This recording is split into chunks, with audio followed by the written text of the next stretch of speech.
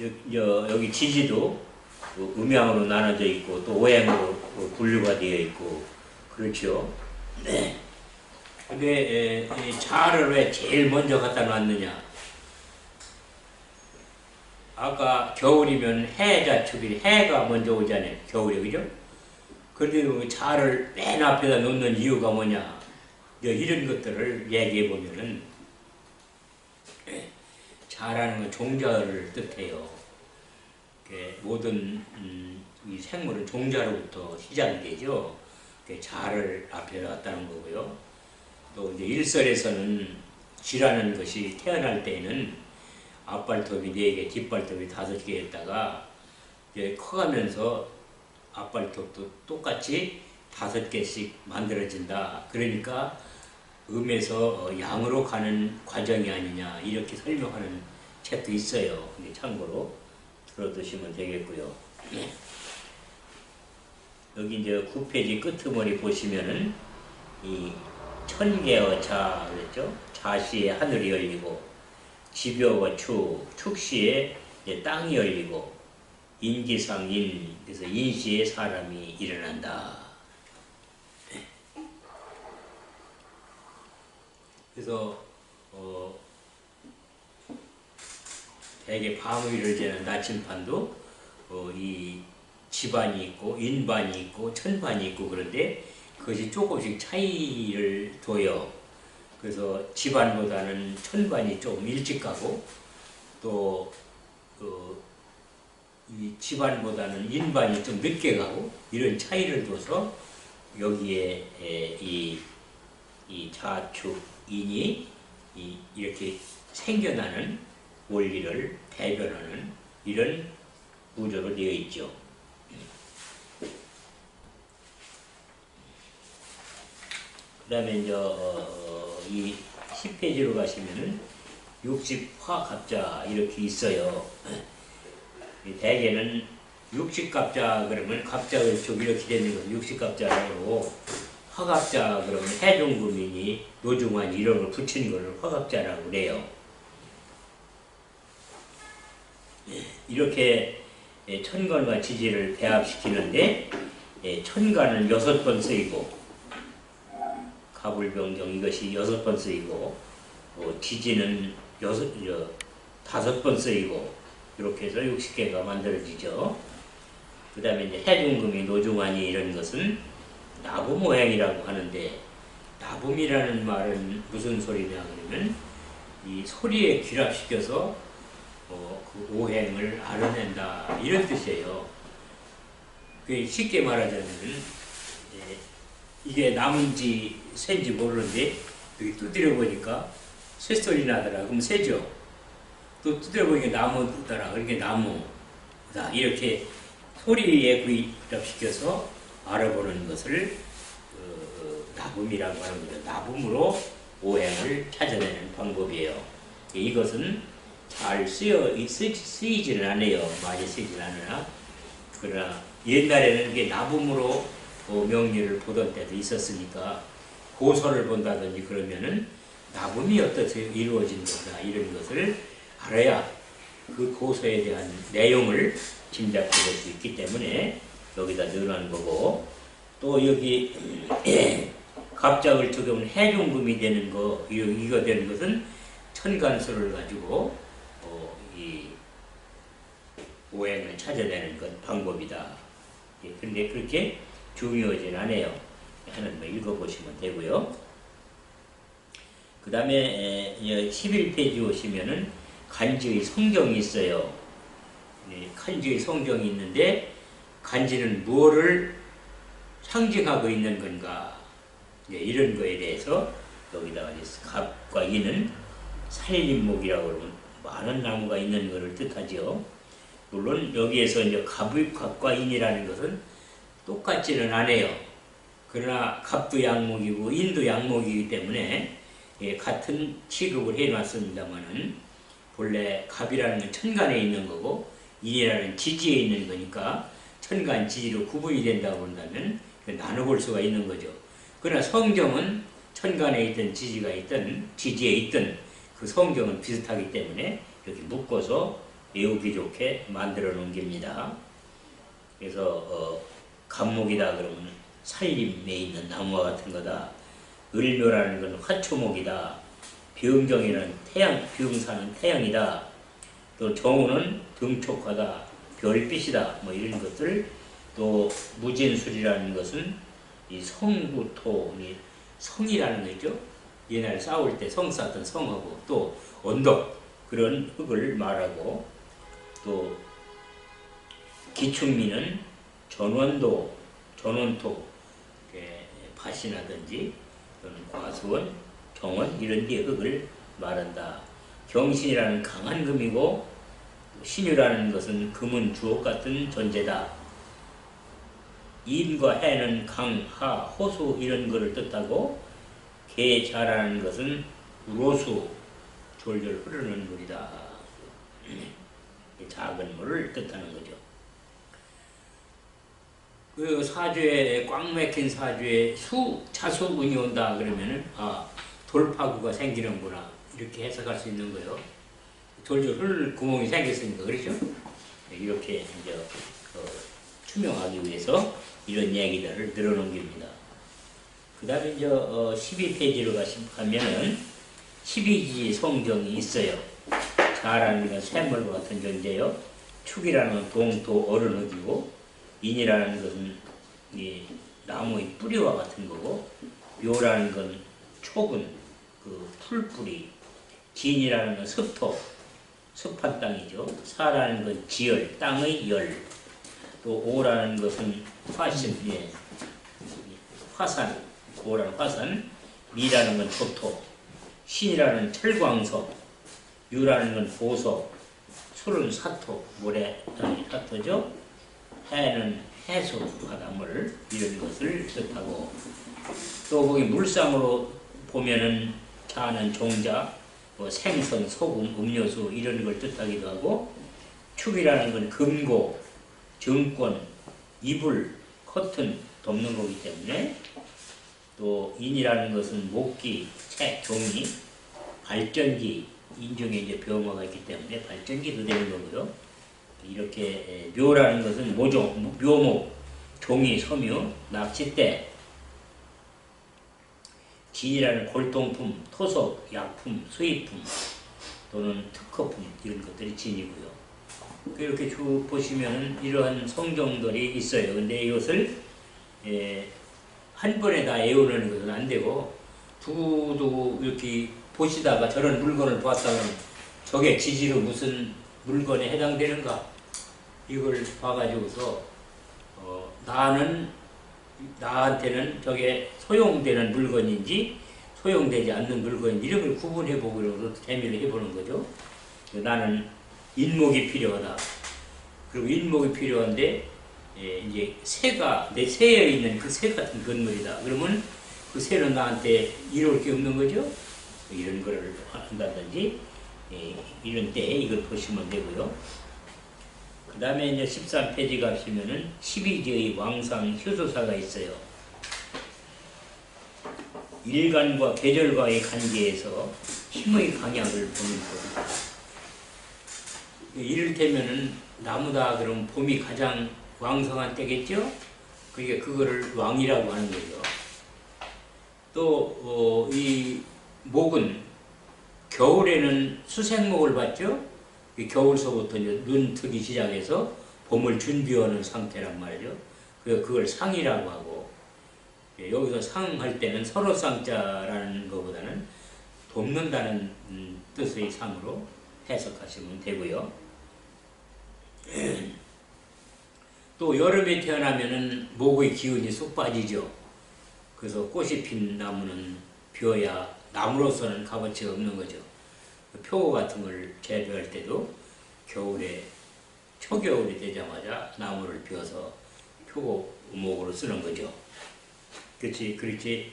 이 꽃이 핀 다음에는 여름에는 나무를 비워야 그 진액이 다 빠져서 나무로서의 값어치가 없는 거죠.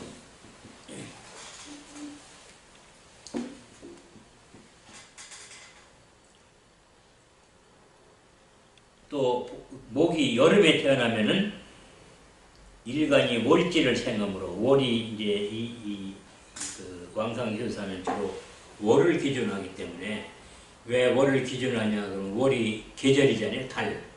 그렇죠? 달을 기준하기 때문에 어느 달에 태어났느냐 이런 거죠.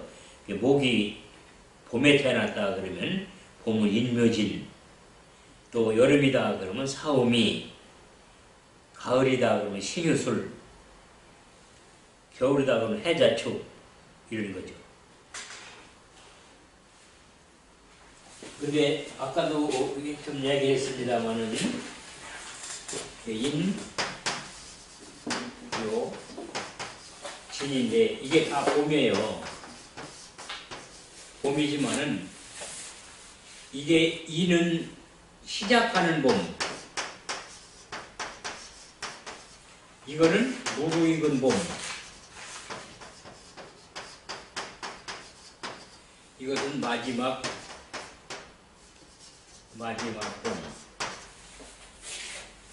시작하는 봄이니까 봄인 봄이지만은 왕성하지는 않겠죠. 그 다음에 이것은 무르익은 봄이니까 대단히 왕성한 상태란 말이죠. 이 치는 마지막 봄이에요. 그러니까 이것은 앞으로는 여름으로 넘어가는 단계란 말이죠. 목의 기운을 잃어버리고 여름의 기운을 이제 찾아가는 거죠. 그런 이 단계란 말이죠. 요런 차이가 있다는 것을 말하는 거죠.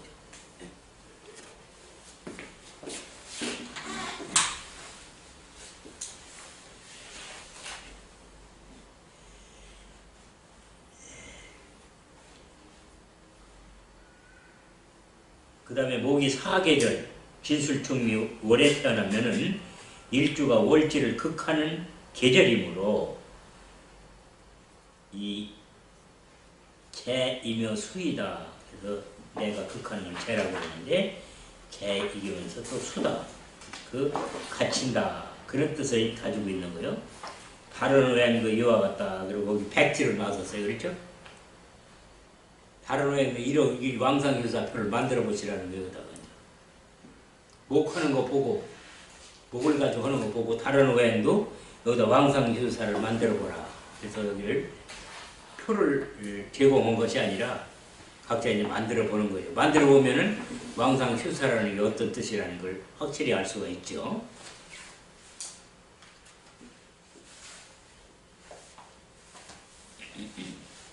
이게 사주 구성이에요. 이 선생 그 사주 구성하는 거 알 수 있어요? 해보셨어요? 아니 책 보고 해보니까 이해는 되더라고요. 이해돼요? 예, 그렇게 하면 됐어요. 그 사주 구성이라는 것은 이제 태어난 연월일시를 60갑자로 바꾸는 작업을 말하는 거예요. 어떻게 바꾸는가? 연주라는 것은 이 입춘을 기준해서 입춘 시각을 기준하는 거죠. 입춘 전이면 전년이고 입춘 후면은 신년이고 이렇게 해서 입춘이 경계선이에요. 그 다음에 정월도 입춘이 경계선이죠. 그게 입춘이 언제 들었느냐에 따라서 이 달력과는 관계없죠. 12월에 입춘이 들을 수도 있고 정월에 입춘이 들을 수도 있고 12월에 입춘이 들었다면은 이 달력으로는 그 해가 다 가지 않았어도 명년이 되는 거고요. 또 1월에 입춘이 들었다 그러면 달력으로서는 이미 금년이 됐는데도 명리로서는 아직 인제서 새해가 되는 거고 이렇게 해석하시면 되는 거고요. 그 다음에 월주는요. 월의 기둥이죠. 월은 어떻게 따지느냐 그러면은 그 계절에 따라서 보는 건데 결국은 여기 표에서처럼 인월이라 그러면 입춘에서 경칩천까지가 정월에 속하는 거죠. 그래서 갑년이나 기년이라면은 정월이 병인, 2월이 정묘, 그 다음에 3월이 무진, 4월이 기사, 5월이 경호, 6월이 신미, 7월이 임신, 8월이 계유, 9월이 갑술, 10월이 을에, 11월이 병자, 12월이 정축 이런 순서로 이제 전개가 되는 거죠. 그래서 이것은 월근을 말해요. 그 이제 월주의 그 천간지지죠.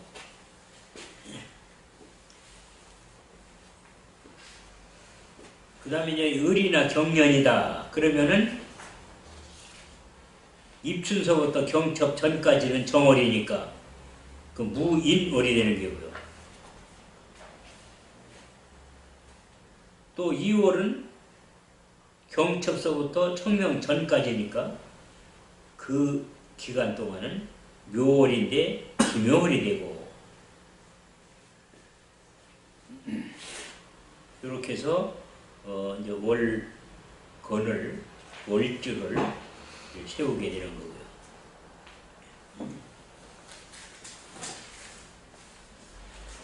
갑년과 기년이 똑같은 것은 갑이 6번째 기토와 합을 해요. 근데 이 달이 12개잖아요. 12개인데 12개가 6번은 60아니요. 그게 60값하고 딱 떨어진다 이거예요. 그러니까 이게 고정되어 있는 거죠. 이를테면은 무슨 년이다, 무슨 년에 태어났다 그러면 무슨 년에 태어났다 그러면은 그 월이 무슨 월근이 뭐라는 걸 가려낼 수가 있는 거죠. 월은 말이죠. 월은 일진을 월은 그 간지를 몰라도 연만 알으면은 몇 월 달이다 그러면 그걸 찾아낼 수 있는 거란 말이죠. 이런 표가 있다는 것을 아시면 되고요. 일주는 출생 당일의 일진을 그대로 기록하면 되는데 그러나 일의 종시를 밤 12시로 하느냐 또 일의 종시를 해시로 하느냐가 문제다 이 말이에요. 그래서 이게 12지지가 다 지나갔으면 다음 날이 돼야 되는데 실지는 그 11시에 날이 끝나고 11시 이후부터는 다음 날이고 이렇게는 않잖아요. 12시 돼야만 그 12시가 즉 밤 12시니까 24시가 딱 돼야만 다음 날 넘어가는 거죠. 그래서 그런 차이가 있기 때문에 그런 거를 해서 해시에 끝나느냐 그렇지 않으면 12시를 종시로 보느냐 이런 견해가 이제 있어요. 그러면 해시로 보거나 12시로 보거나 뭐 그게 차이가 있느냐. 근데 해시로 보는 사람하고 12시로 보는 사람하고는 그게 이 12시로 해시로 보는 사람은 다음 일지를 쓰잖아요. 그죠? 해시로 보는 사람은 12시가 되기 전에 다음 일진을 쓴다고 말이요. 그 12시를 보는 사람들은 해시가 훨씬 지나서 이제 자시가 돼야만 다음 날로 보는 거고요. 이런 차이가 있기 때문에 그런 것을 야자신이 조자신이 이렇게 해가지고 구분하게 돼요. 근데 그렇게 구분하는 것이 잘 맞는 게냐? 구분 안 하는 것이 잘 맞는 거냐? 이것은 통계를 가지고 그것을 구분을 해야 되는데 통계 숫자가 빈약해가지고 아직 어느 게 더 확실하다 이렇게 말하기는 이른 상태예요. 그러나 지금도 그런 것을 통계는 내고 있어요. 언젠가는 그걸 그렇게 할 필요가 있다든지 없다든지 그런 게 나오겠죠.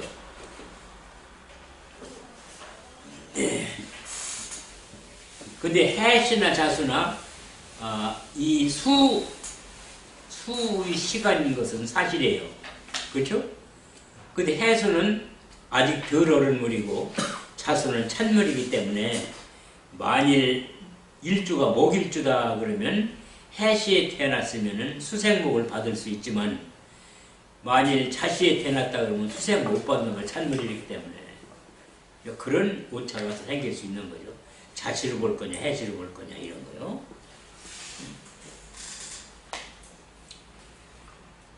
그래서 대개는 종시를 밤 12시로 보는 것이 대세다. 일반적으로 다 이 12시를 갖다가 그날의 끝으로 보는 거죠. 이 박재환 씨 같은 분들은 해시만 되면 남겨서 보고 그랬어요. 뭐 그거 그렇게 안 본 사람이 전혀 없는 건 아니죠. 참고로 하시면 되겠고요. 시주라는 건 태어난 시각을 간지로 바꾸면 이것이 시주가 되는데 일일 시간은 12개이므로 일간을 보고 시간을 산출할 수 있으니 이를 시드법이라고 그런다. 그래서 연을 가지고 무슨 달이 태어났는가를 월주를 알아내는 것과 마찬가지로 어느 일에 태어났다 그러면 그 일에 대한 시간은 그냥 이 시드법으로 알아내면 되는 거다. 그래서 여기 이제 각기 야반 생각자, 야반이라는 밤중이라는 얘기죠. 밤의 반이란 말이에요. 이게 한밤중이라는 얘기죠. 그래서 각기의 한밤중은 각자 지어서 시작된다 이런 뜻이에요.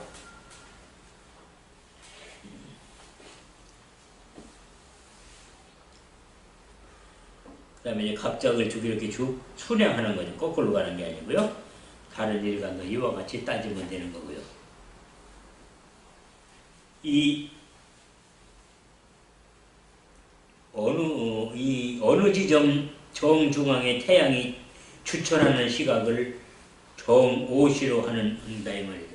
어느 지역이든지 자기 위에 가장 머리 꼭대기에 태양이 왔을 때, 즉 말하자면 그림자가 가장 짧을 때, 그 지역에서 그림자가 해 그림자가 가장 짧을 때를 오시로 한다 이거죠.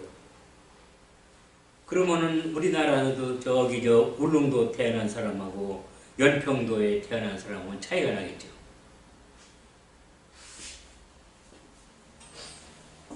그런데 그걸 일일이 다 계산한다는 건 더 번거로우니까 우리나라의 중앙을 흐르는 지나가는 경도. 이 경도는 영국 사람들이 만드는 거죠. 항해술이 처음 발달한 나라가 영국이기 때문에 그레치 천문대를 지나는 그 지점을 영도로 해서 동쪽으로 180, 또 서쪽으로 180 이렇게 해서 360도를 나눠놨어요. 그런데 동경, 서경 뭐 이렇게 하죠. 그것이 경도라고 해서 날줄 기준이에요. 그래서 이 1도 차이가 4분이에요. 그래서 이렇게 해가지고 시간을 재는 건데, 그래서 입춘이 지나면은 이제 노인들이 하루에 해가 노루 꼬리만큼 긴다. 이제 동지가 지나면, 하지가 지나면 하루에 노루 꼬리만큼 해가 줄어든다 이런 소리를 하는데 그게 2분이에요. 2분씩 줄어들고 2분씩 늘어나고 이러는 거죠.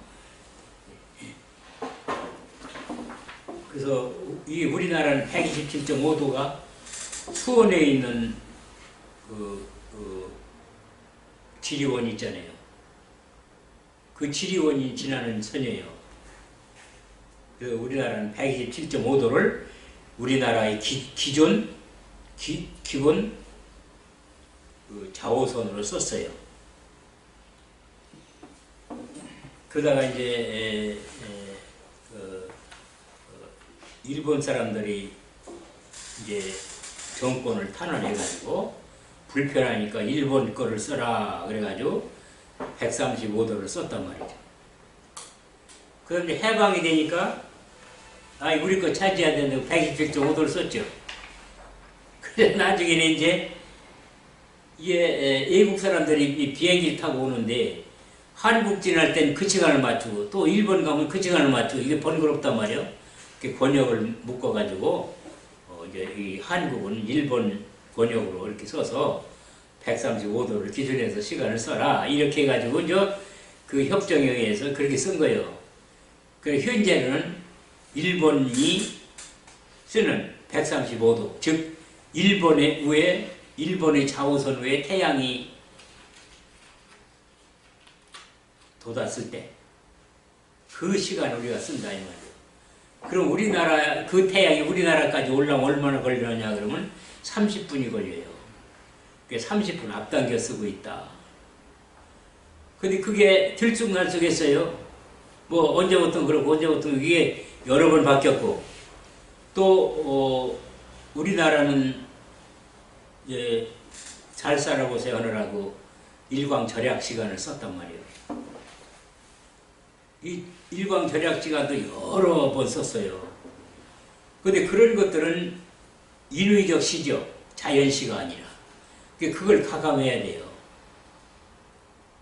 이게 만세력을 사시면은 그 만세력 책 위에다가 요게 일광 절약 시간이라든가 127.5도를 쓰던 때인지 135도를 적용하던 때인지 이걸 표시를 해놔야 돼요. 그래서 누가 와서 본다고 저 사주를 보자 그러면 이렇게 딱 열어서 그 시간을 가감해서 그래서 올바른 시간을 찾아서 이 육식갑자를 표현해야 되는 거죠.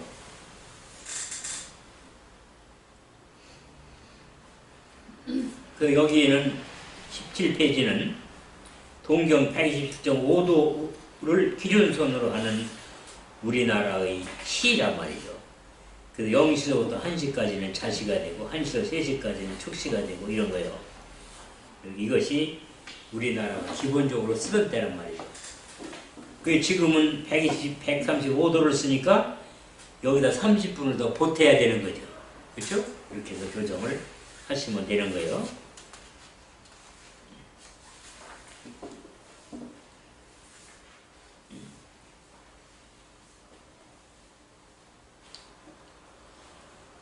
그래서 밤 0시서부터 1시까지 또 끄트머리 가면 23시서부터 0시까지 이것이 다 자시요.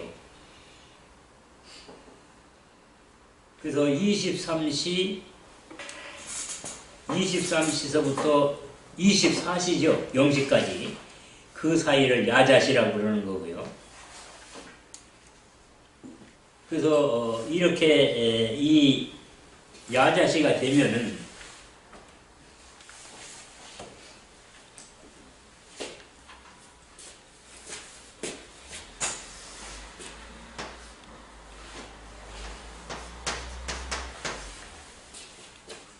지금은 12시가 12시 30분이겠죠.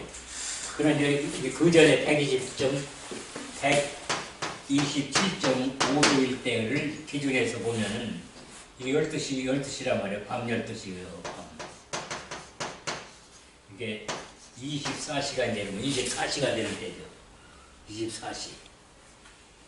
24시 몇 분 그런 건 없어요. 그죠? 0시 1분이죠. 24시가 되면 그 다음부터 0시 1분이 되는 거예요. 24시 10분이고 이런 게 아니라 우리가 보통 밤 12시 20분에 났다고 이런 소리 하죠. 그 사실은 틀린 표현이죠.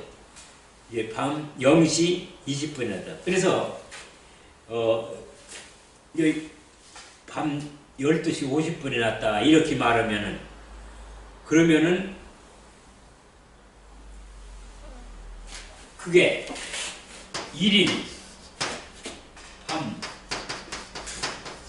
12시 50분에 출생했다. 이렇게 말하는 사람이 있죠. 이렇게 말한다 이거. 근데 이제 12시 50분이면 1일입니까 이게? 2일이잖아요. 그러니까 이것은 2일 0시 뭐요? 이렇게 끝났으니까 0시 50분에 태어나서 이렇게 말해야 맞는 거예요. 이런 경우에 1일에 태어난 건지 2일에 태어난 건지 이걸 헷갈리게 말하는 사람들이 더러 있어요. 이때 조심해야 돼요. 이걸 가지고 틀린 일이 한 번 있었는데 이게 이렇게 얘기해서 그대로 하니까 이게 그 사람이 틀린 사주를 말하니까 엉뚱한 소리가 들리잖아요. 그 사람한테는. 그게 개꿀 아니에요. 그래서 잘 물어봤더니 날짜가 바뀌었더라고요. 잘못하네. 이런 경우가 있으니 이런 걸 조심하시면 되고요. 하여튼 이렇게 돼서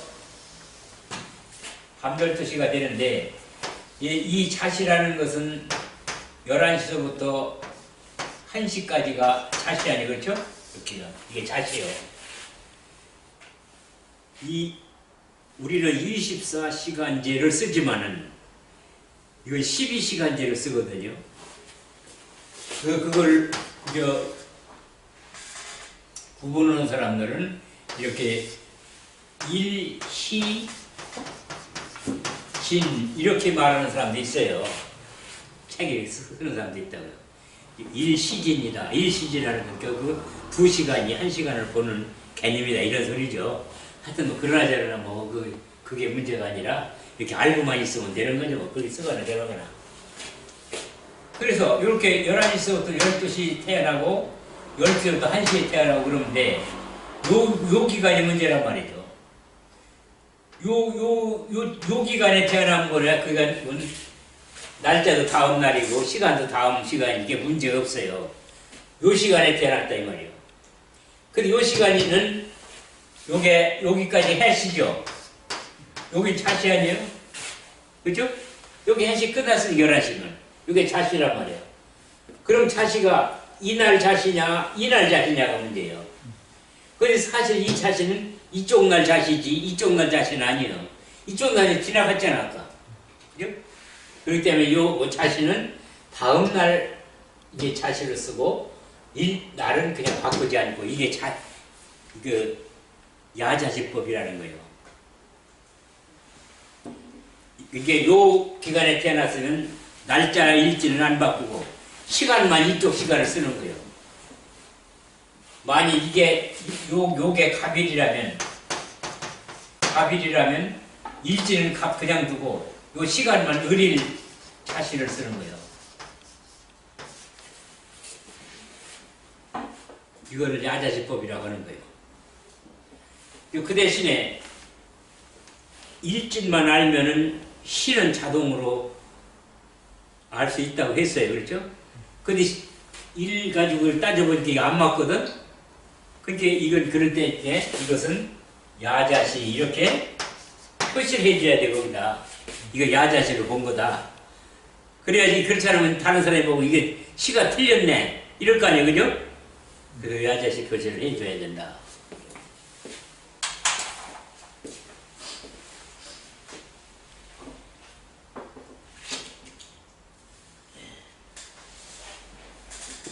그 다음에 시각의 변동이 있어요. 19페이지 오면요.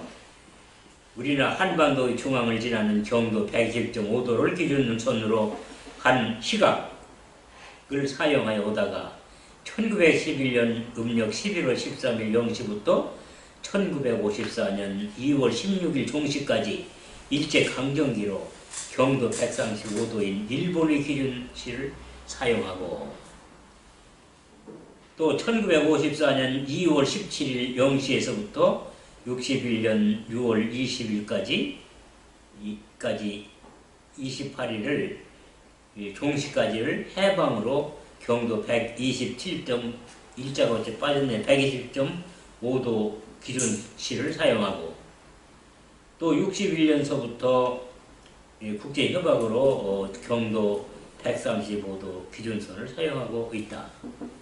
이렇게 이런 것을 가감해 주면 되고요. 일광 절약 시간이 있죠? 일광 절약 시간이 여러 번 있어요. 이것은 한국천문연구원에서 제공을 받았어요. 우리가 이제 공문으로 보내. 이것이 책마다 틀린 데가 많아요. 뭐 이런 저런 많아서 이거를 천문연구원에다가 우리가 이게 이산 사단법인 명의로 공문을 보내가지고 거기서 해신을 받은 걸 가지고 여기다 기록을 해놨어요. 그래서 이러한 시간들을 가감하여 사용해야 한다. 보정해서 써라. 그래야 올바른 사주를 말할 수가 있는 거죠.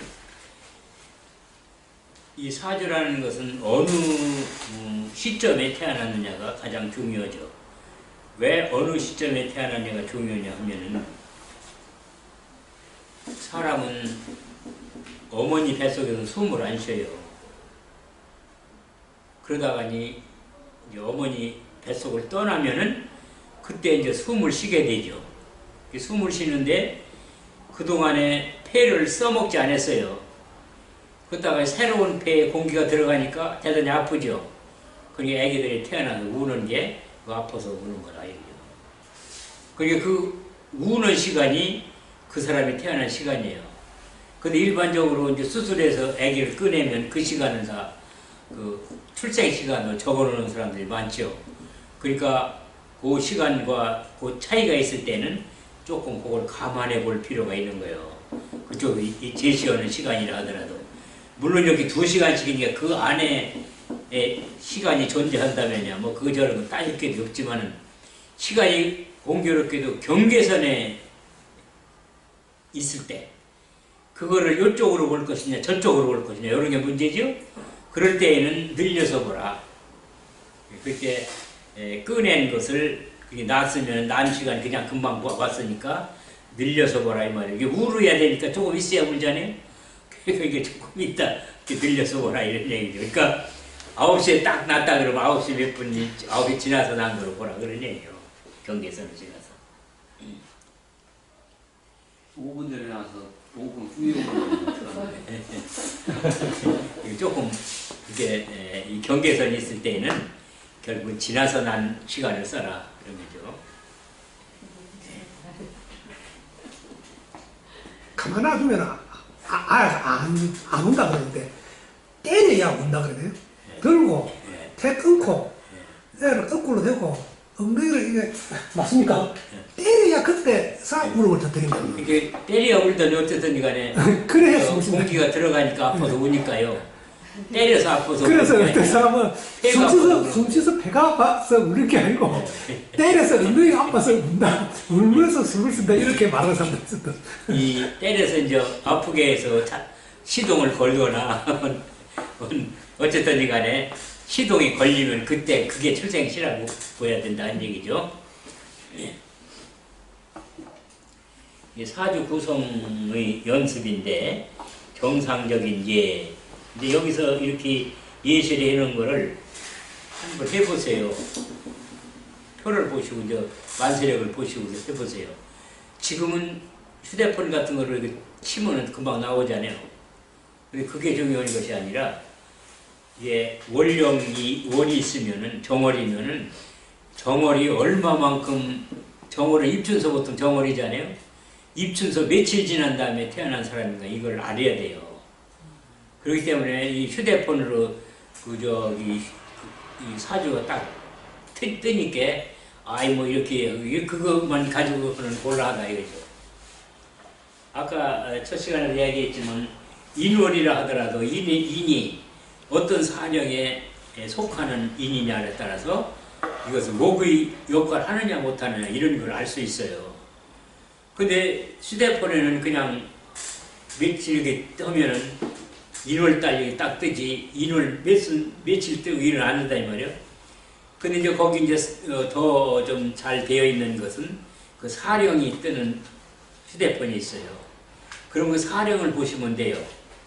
거기서 사령이 있으니까 사령을 보시고 무슨 사령에 태어났는가를 보시면은 결국은 인월이다 그러면은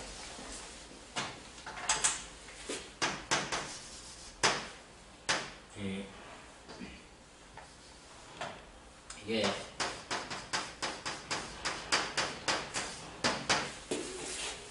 여기 77, 16이란 말이에요. 여기 입춘에서 7일까지는 이게 무사령이에요. 그러니까 이때 이 정월이나 이때 태어났으면은 이건 목기가 없는 거예요.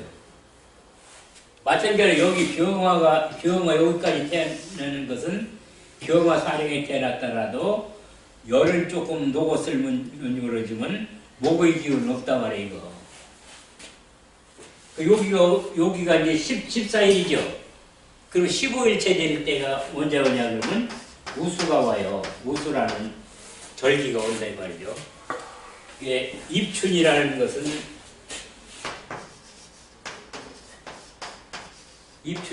절이고요. 절이라는 맞이라는 뜻이고요. 여기 요 우수라는 건 기요. 기. 기라는 건 뭐냐면 정월달의 기운. 정월달의 기운은 우수라는 기운이고 정월 12월에서 정월로 넘어오는 맞이는 입춘이란 말이죠. 이런 개념이 있는 거니까.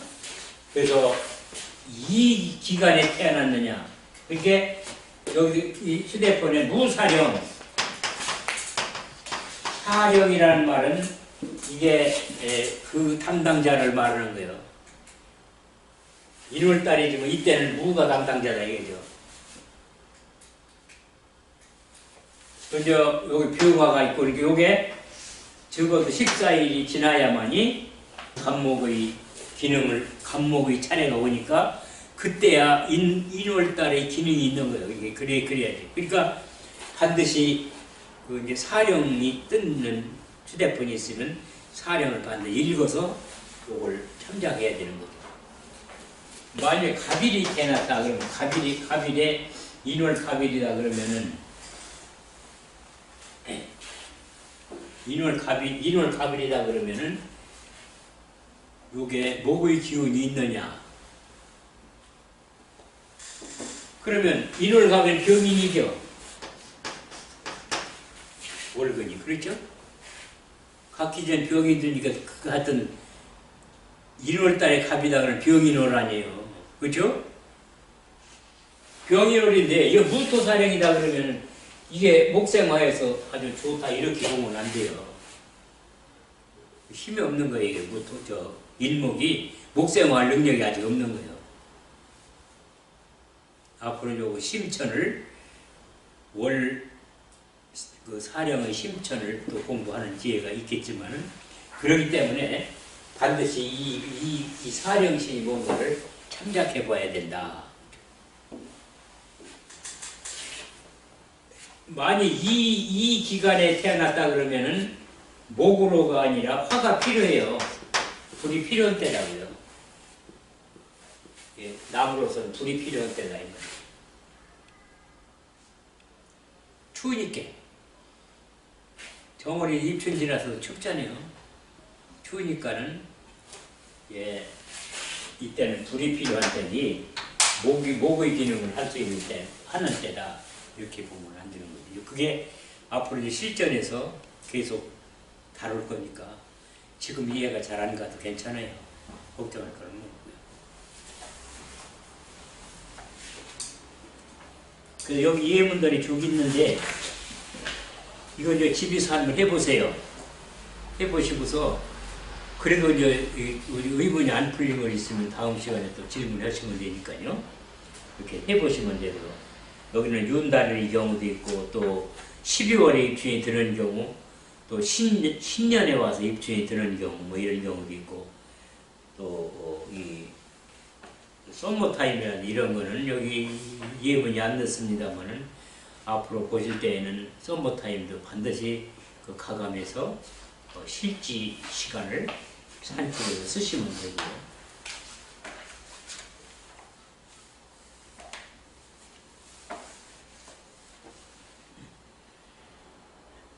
자, 오늘 여기까지 하겠습니다. 네, 수고하셨어요.